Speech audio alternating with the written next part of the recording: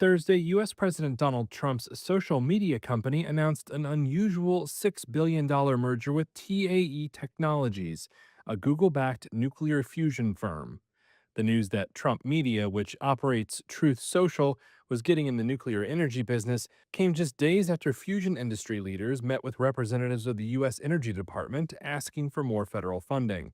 And that rings some alarm bells, says Peter Loge, a professor who heads up the project on ethics in political communication at the George Washington University.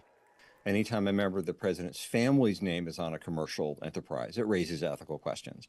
Are people buying the thing because the president's name is on it? Are people buying Trump branded products because they think it'll help them get close to the president or that the president will like them more? The growing electricity needs of the technology industry have revived interest in nuclear power.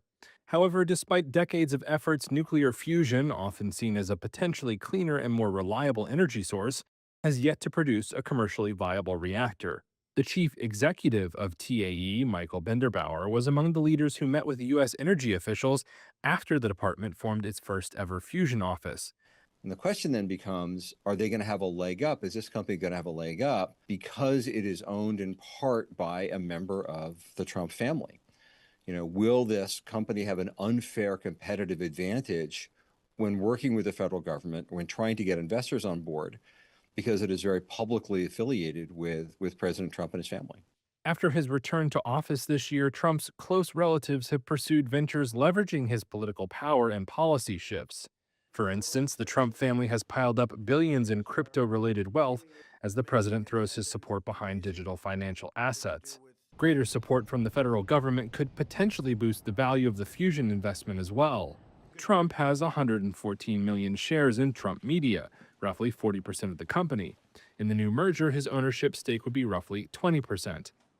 Trump Media mainly generates ad revenue off of Truth Social and has consistently lost money since it began. Loge says one option is for the president to remove his name from the companies to avoid looking improper. Of course, what the president is doing might be completely on the up and up.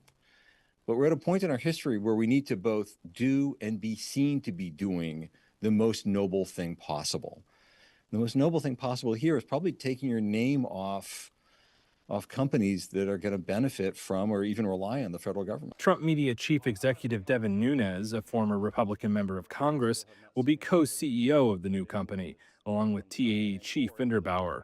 The two, along with Donald Trump Jr., will sit on the merged company's board.